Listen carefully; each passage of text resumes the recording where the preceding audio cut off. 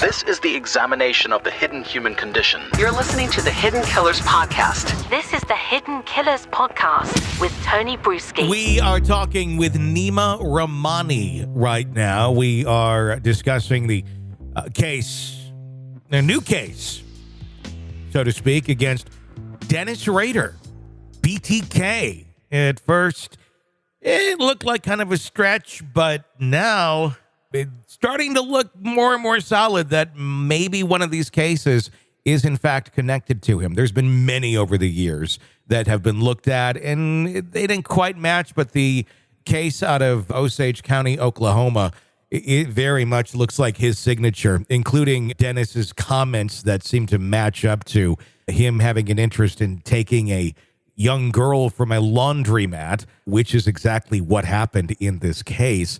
Obviously, he's not getting out anytime soon. He's going to die in prison. From a legal standpoint, from a litigious standpoint, where does something like this go? We're talking about a murder that occurred in 1976.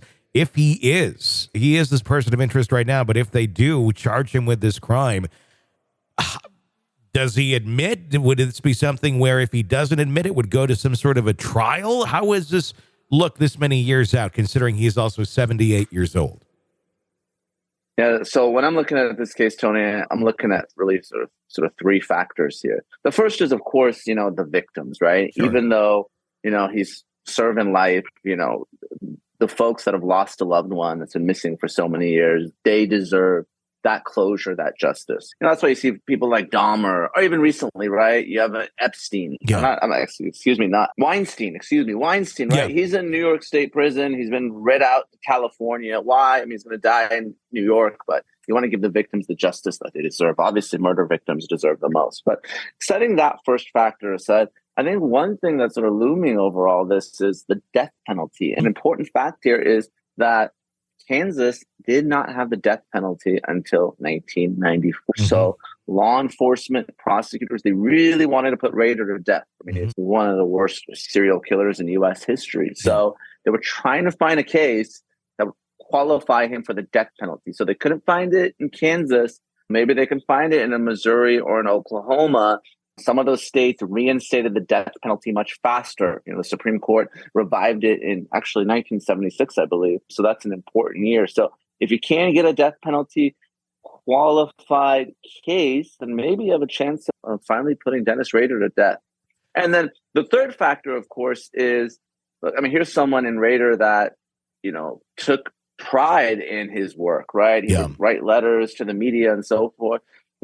He's doing life. Maybe he's not going to plead because he wants to just get out and have a, 2 or 3 month vacation in Missouri or Oklahoma. Get out and, he likes the press. He likes the publicity. So maybe that's why he's not admitting to it.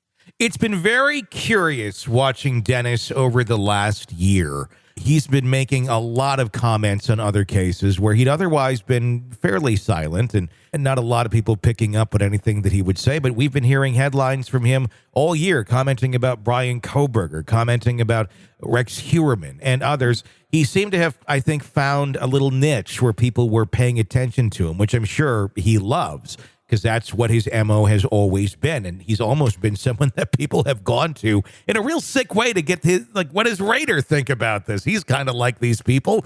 Now this is solely on him. The spotlight is on him directly.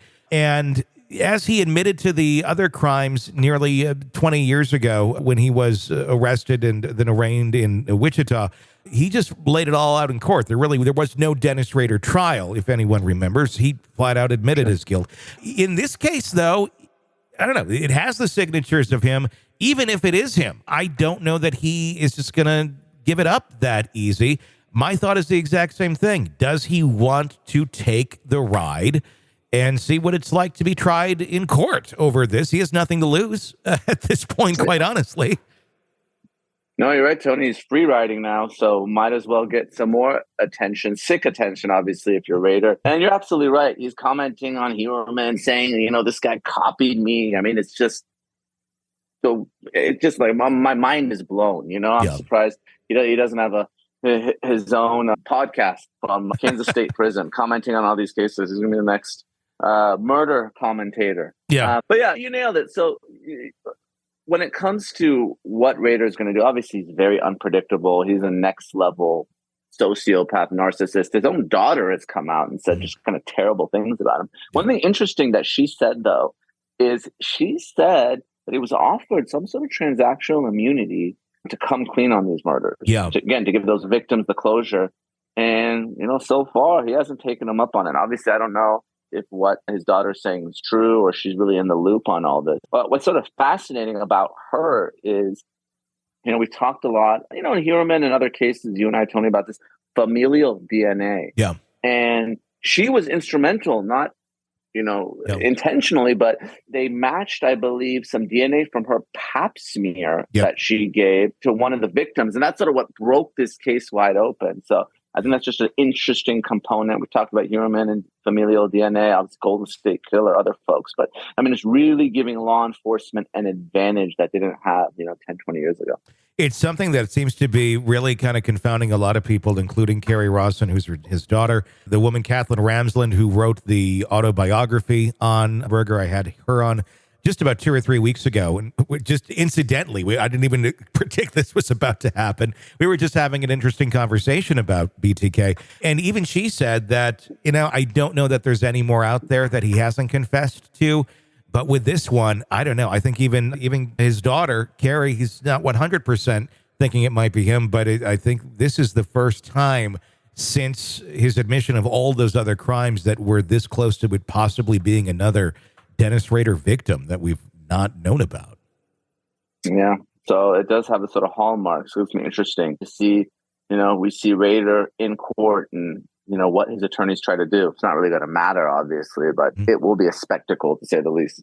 This is the Hidden Killers Podcast. Want more? Start binging on all of our true crime podcasts right now through Apple Podcasts and get an ad-free experience when you sign up to be a True Crime Today Premium Plus member exclusively on Apple Podcasts. More of the Hidden Killers Podcast dropping soon. Press subscribe now.